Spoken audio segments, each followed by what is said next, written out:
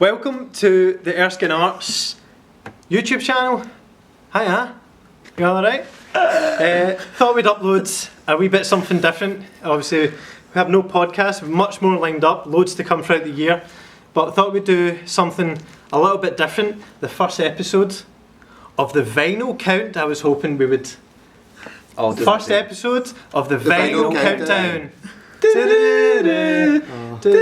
Solo in there. So again, with the idea of a creation of a music club, the music club, like a book club but cooler. The first rule of music club is... Talk about music club. See, it's flipped because they move different. In future we'll have more of these. We'll have young people talking about... Even more of these. Even more of these. We'll have young people talking about their favourite albums. Talking about vinyl, different stuff. But we thought we would start it off today, part of the team, as the pros that we are. We never really planned on it, but it's going to cover kind of different aspects. So a little bit about production, reissues, limited edition stuff, why it's important to just buy right away if something comes out that you might be kind of interested in. Producers, artwork, you name it. And how, vinyl, not even more so than CD, is it's more than just the record you're listening to, the whole package. And that's what we're going to discuss today. What a treat. So I'm going to start us off. Go. Fatboy Slim, if you please. So Fatboy Slim, probably know who he is. You'll definitely know a lot of his songs, and this particularly, You've Come a Long Way, Baby. You've come a long, long way together, through the bad times and the good. Opposite. I used to think the line in that was... I want to praise you like a shoe. Yes! Did you as well? Yeah.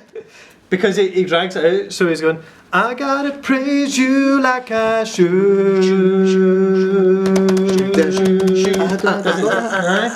Always thought it was a shoe. It's like I always wondered when people would think in Purple Haze when he says, excuse me, Kiss like this guy. I never got that. It was always obviously means. No, that makes any more sense. Makes more sense to kiss the guy than it does to kiss the sky. Because the sky is not a tangible thing to kiss. But I never got that either. Unlike guys. I don't think I've ever misheard a lyric like that. It is quite hard to say without it sounding like that. Excuse me while I kiss the sky. It's easier to say kiss this guy. Aye. Do you know what I mean? Yaz. What's the call? Which why? So Fatboy Slim, obviously, when you think about electronic music, dance music, as much as there's so much that falls under that banner, especially electronic music's been going about for decades and decades, since around the Doctor Who theme tune. Fatboy Slim's one of the names that a lot of people think of. There is a hair going over the lens. Is there? Right there. There we go, I got it off. A master in sampling and finding really niche little one-bar phrases from old, maybe quite obscure songs and turning them into a feature. This album being one of his most popular. I know, Ali, when you were at school, this was an album that people... Oh, high school, 6 year spoke social about area. quite a lot. I think High School Discos. Dynamite. Got it, being record. Rockefeller Skank. On my radar, and it was just how popular it was. I didn't pay attention to any kind of chart music stuff, Aye. but I know Which is a few of the was. songs that are huge. It was so big that even it was on everyone's radar, man. And the video with Christopher Walken. Oh yeah, and he dances down the escalator. Yeah, it's a different album. Is Oh, is it? Yeah, that's Weapon of Choice, which isn't on this. Sorry. But the first couple of tracks you will know. We'll cut that out. Right here, right now, Rockefeller Skank, Praise You, kind of the biggest hits that were on this album. It's kind of the first album that I heard that got me certainly interested in Fatboy Slim, and then exploring other electronic music after Fatboy Slim, before Fatboy Slim, and kind of really branching out into the wider genre of dance music. And yeah. What's inside it? Well, this is like a photo of the studio that Fatboy Slim worked from in Brighton. In fact, he's referenced that he's got a track in this called I'm Not From Brighton or something like that. You're Not From Brighton. Correct. Weird that you knew. So that's his vinyl collection. Really big focus on listening to as much music as you can from different genres and just having a real knowledge which I think you're really good with. Have you heard this? You True. heard that? It's true. Modest. Oh, that sounds better. Look at that. Tie-dye. Dip-dye. Tie-dye? You can go for that. You can go for it. It's not a tie though, it's a record. Just thought it was quite a cool example. I do have quite an extensive record collection, but They're all crap. the majority of my record collection consists of single releases from 90s, noughties, like dance singles. So none of them are that interesting to really talk about. Or listen to. You're not a fan of 90s dance? 90s, like Entrance, CC Peniston. Well, Hunters on that, by the all way. about it. I got Hunters on Oh, that. that's cool. Yeah, so that's my first. So my first pick is a band called the Hellacopters. Oh, I've got longer arms. There she is. So the Hellacopters, for me anyway, were really at the forefront of Scandinavian garage rock. This album is their second studio record called Paying the Dues. It was first released on White Jazz Records, a cool rock and roll label, in 1997. This was reissued in 1999 on October 19th, my actual birthday. Happy birthday, Craig. Wow. For when it comes. And they reissued this on Sub Pop Records, which is quite an odd label to put that out. Helicopters kind of danced around different labels because they were bringing out like non-album 7 inches and 10 inches quite often, like on Bad Afro Records and stuff like that. But this is a great album, and it's a really cool reissue. They made 10,000 copies, so it's long out of print, and it had it was a double gatefold album.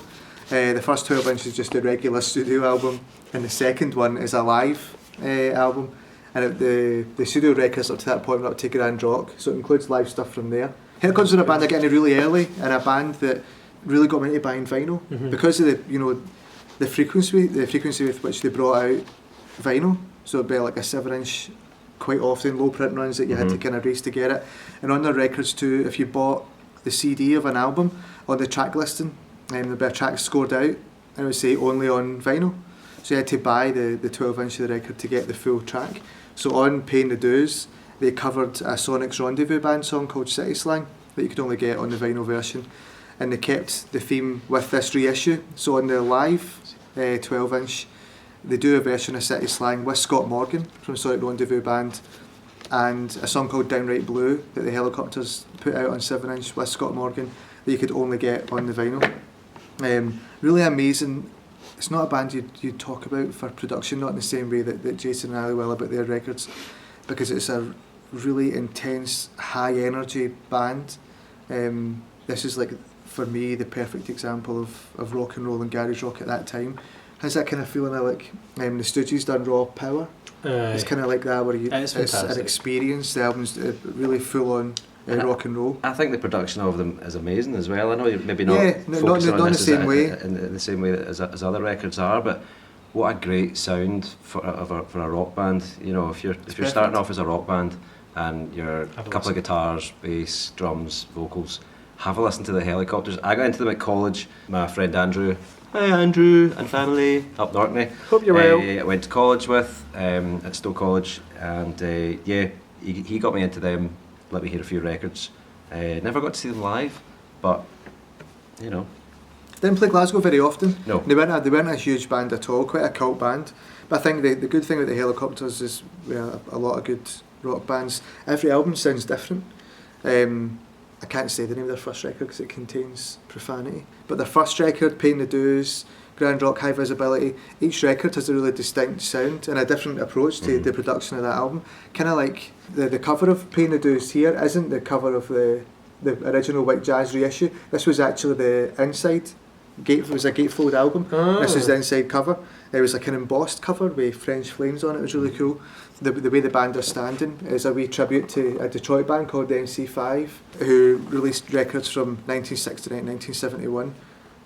Of which you love as well. One of my favourite bands of all time. So it was a wee kind of tribute to the MC5. And I think the Copters are like that in that every record sounds different. So Kick Out the Jams, Back in USA, High Time for the MC5 are really distinctly different sounding records. And the Helicopters do that, from really intense, high energy, garage, punk rock and roll through a more polished kind of stadium rock stuff almost. Like kind of late era Some Stones. of the riffs, man. Incredible. And a great vocal. They really are, Great sound. like, alongside Kiss, my favourite band of all time. I'm wearing a Kiss t-shirt. They're incredible. So yeah, really amazing record. A nice reissue to have.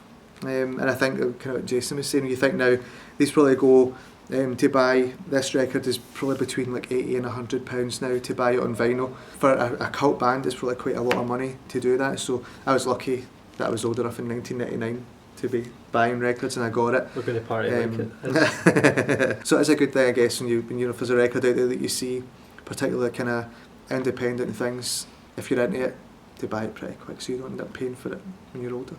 But yeah, an amazing record and a cool reissue and an amazing band. Check it out. And I have gone for Arcade Fire. I listen to a lot of music on Tidal and Other streaming services are available. Oh, that's good. Yeah, I've never really been into Spotify. I've never had a Spotify account. Yeah, man. You're too snobby for Spotify. It's true. Because you don't do Can you listen HD to sound or whatever. High quality studio master quality. Doesn't matter when Spotify. you're just using Apple headphones. You can on Tidal. You're correct. That's My daughter is she just got a record player for Christmas, and so it's going to be really nice collecting vinyl together, some of the stuff that she likes, and hopefully I will be able to introduce her to some classics music. This is one of these records, Arcade Fire, Funeral. Thing I really like about this, the artwork. It's an amazing artwork. The quill that's been drawn, I really like They the... need to be able to see it as well. I really like this. It's really, really great. I'm really into this style of design, sort of hand-drawn graphics. The drawing from the quill is a silver embossed. I don't know if you can see that through the lens. Can we get it to shine? Can get it to shine. I'll do it in post.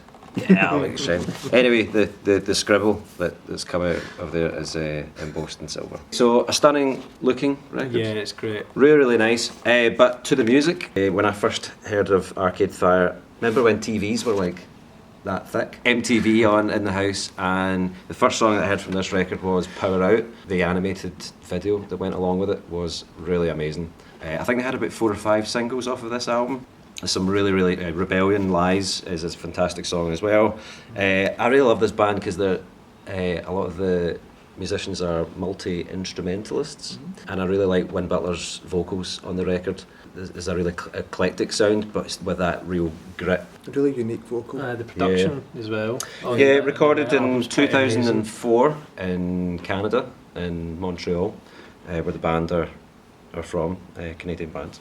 Just one of the standout records. Arguably never quite reached that height again, some might say. No, I don't think for consistency that's the album. There was really amazing moments in other records, but as a full that was just an amazing album. I was just saying the first time I heard it, it was when my daughter Maria was a baby, so it was like 15 years ago, and I got up in the morning to get her ready, and it was Rebellion that I heard on the telly, and everybody then walking down the street, and it was really overwhelming how incredible the song was. And I've had moments since that were really cool, like Keep the Car Running was really good, some of the stuff on that Neon Bible was good, but yeah, that album, one of the best debuts of all time. Yeah, it's a great debut. I would reiterate that. I don't think they've really hit the heights that this record achieved. This album's called Funeral because unfortunately I think a few of the band members' grandparents passed away during the recording of this record. It's quite sad, so I'm sure it was a bit of a challenge to record as well. There's not much not to like about this record. Dynamite. Dino. Well, here's a band that certainly did reach a height again. Segway. Nice. Quite a new band. Jokes. What are they called? U2. What they called? U2. You what? U2. And that's a number 2. Little band from Dublin. I won't even do an accent. Well, people watching here might not know, but it's no surprise to people who know me that I'm a massive U2 fan. Are you? I have the emotional scars to prove it. It's not easy being a U2 fan in a music college. Have you seen them live? No. Every time Bono clapped, a child in Africa died. People keep holding on to that. I've yet to hear it. And him actually say that. It seems like one of these things that people just made up. No, I haven't. Was it the Mandela effect, where things you thought were real Totally aren't right. actually real? Is that his patter for real? Yeah. Berenstein family. It sounds They're a not lot called like that. it. Anyway. Obviously, he was meaning the rate at which people were dying. This album, The Unforgettable Fire, marked quite a change in the band's sound, for better or worse, depending where you kind of sit with your opinions on U2.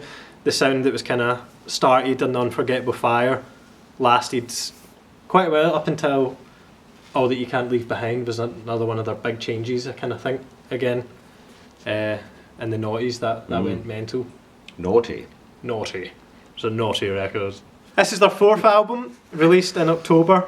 I'm not as confident in the date anymore, but I'm sure October 1984, doesn't say it on it. This was their fourth album. Their albums up until that point, Boy, October and War, were all just quite raw. I guess you'd just call it a rock album if you go to get mad at genres. The band decided after that their producer at the time for the first three albums, Steve Lillywhite, wasn't the best fit to continue with the band. He has worked with them since on a few records, but they wanted a bit of a different sound. Is that Kirsty MacColl's husband? When she was married to Steve Lillywhite, wasn't she?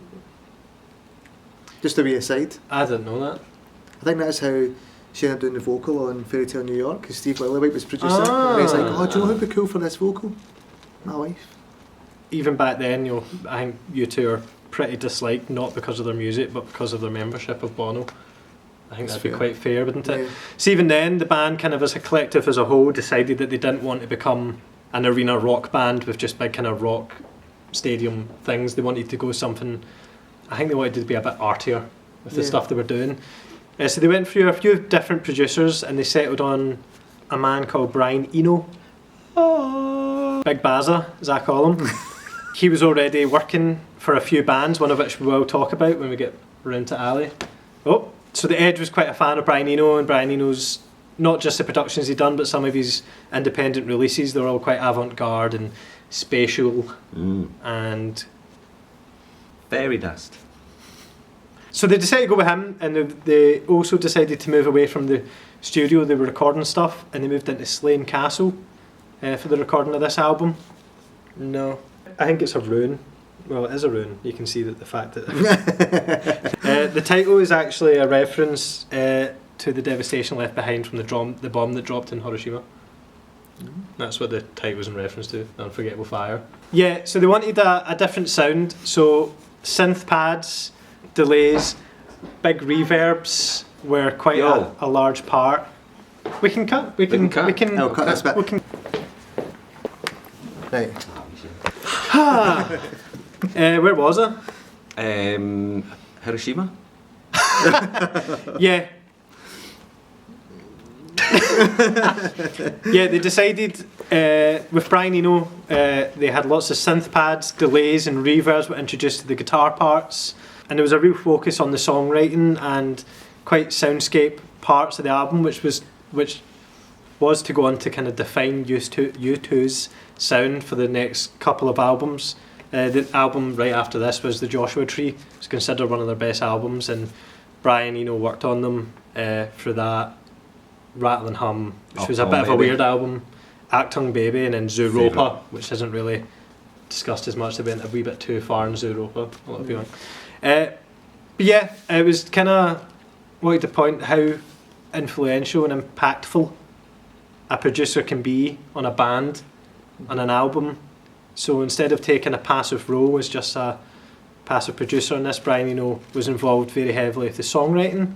The band have said very candidly they were very open to changing their songs, to writing new parts, and to actually letting Brian play on the album as well and put credit in it. He's worked with them for a long time, but without Brian Eno's input in this album, the album probably wouldn't have happened, and U2 might not actually be, don't know if you would still call them that relevant, but they certainly wouldn't have had the longevity of the career that they've had since.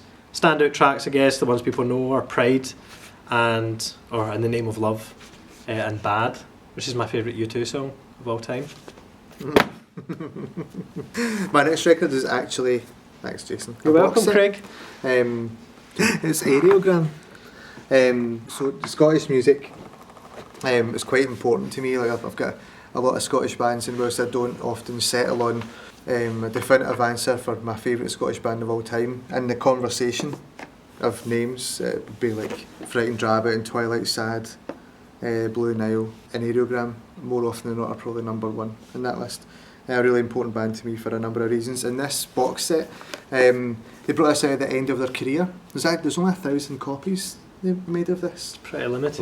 Yeah, it is, man. But they're a really cult band, and a band that for sure never got the success they deserved. A really amazing band. And when we were kicking around Glasgow, a really important band in the Scottish scene.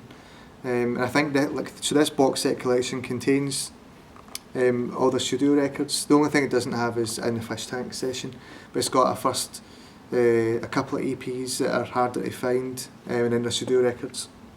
But when you look through the artists that were involved and the studios they worked in, so they were on Chemical Underground, like a really important label, mostly recorded in Chem 19, and it was like Jeff Allen and Paul Savage, names that are intrinsically woven into that period of Glasgow music, particularly if not Scottish music. Martin Docherty from Churches, involved with Aerogram. Simon Neil from Biffy does some screaming on a track.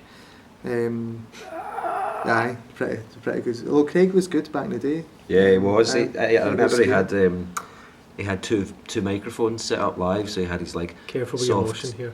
Soft spoken.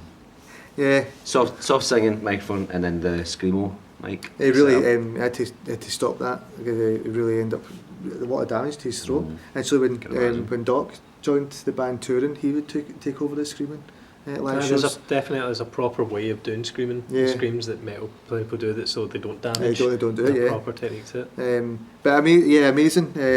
And like other bands at the time that I really love, like Lapsus Linguae, Callum Davidson from Lapsus Linguae plays piano on a couple of Aerogram tracks. Lapsus Linguae, another massive band for me, and Callum particularly. I think you hear the tracks that he's on has such a distinctive style of playing piano. You know it's him playing. I quite like that. It's a really important band. This record's really cool. Pretty limited, but a nice celebration for the band. So it has all the. How you take this wee guy? It has all the records. There's a look. There's like eight vinyl. A nice booklet inside. So it's got like a kind of essay by Campbell McNeil, who was the band's bassist. Now Church's manager. Big part in the band then. The band was super tight, man. Yeah, like in Campbell, like they were all amazing. So it's Craig B, Ian Cook. It seems unusual for the forward to be from a bass player. Well, Campbell's like what's wrong with bass players? Absolutely nothing at all. Super smart guys. Craig B, Ian Cook, Martin the drummer was amazing, and Campbell the bassist.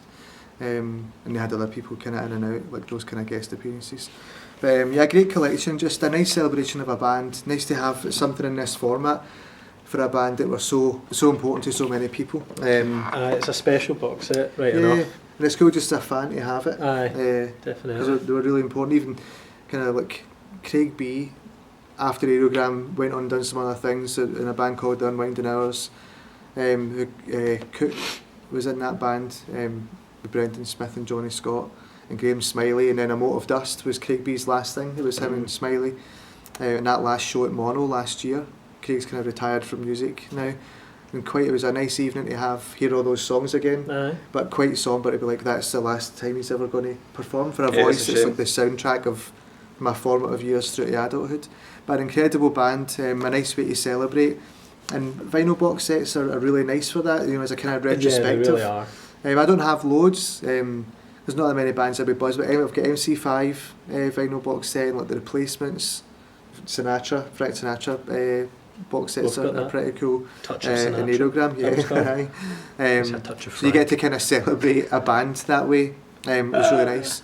So yeah, if you haven't heard Aerogram, rectify that rapid because they're amazing. Lots of good stuff on Bandcamp. Rectify Rapid's a good band name. Is it? Rapid Rectify. Yeah, an amazing band, a nice vinyl box set, and a nice way to kind of celebrate the format is cool as well. Yeah. Next one. Like that one. Lastly, we have... Certainly not least. The amazing Talking Heads.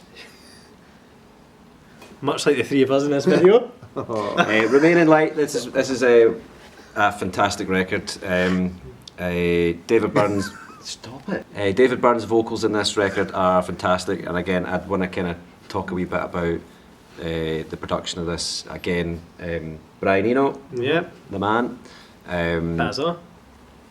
worked on this album with a band, and I think he was really influential because I think it's really the first time they really wanted to focus the musicians as a band and not just David Byrne as a frontman. It's the first time they really started experimenting with new influences, electronic beats, a bit of funk, sounds. sort of. It'd be quite world, influence of world music in that album, but still like in that typical of the time Brian Eno, like super art rock. Recorded in 1980, wasn't even born. When were you born? 82. When about you? 83. Cool artwork. I like the artwork. I like the digital graphics that have been harshly cut. It is great. Do you want to take it down Ah, sleeve the and inner sleeve is I'll good, hold yeah. that. It's quite fragile. Fragile? Fraggle. I am letting that out. Teamwork. Sorry, that's... Yeah, fantastic looking record. Yeah, it's brilliant, isn't it? We were talking a wee while ago just about, what songs would you give a no-brainer, 10 out of 10. And sometimes that can be quite hard trying to think of a track that is 10 out of 10. Yeah. But Once in a Lifetime came on the radio the other night, and it just made me realise that everything about that track is perfect. The sounds, the production, David's vocal on it. I love the erraticness. Is that a word? There's something quite vulnerable actually about the way he sings sometimes. It's so hard to nail down because there's something that can reach these really frenzied levels, especially like when you get to like the live stuff. The Stop Making Sense album and things, but it's never out of control. A really exceptional frontman and singer. And he was born in Aberdeen. Aye, I think so. Which you know that? which means we can We claim can keep him him. Aye. We can keep him as one of ours. as much as we can keep AC/DC. Recorded in the Bahamas and in Philadelphia, I I think. actually didn't know that. Never did. Which is incredible because it's got a real American. I don't know. It's got a specific sound. Would you say a New York sound? Yeah, maybe. I mean, Yeah. somebody cool would say that. Pretty sure. I think they did. I think they just did. So these are our Picks vinyls for today. This has been the first episode of the the Vinyl Vinyl Countdown. Tapping solo in there. Thanks for watching. Bye. Bye.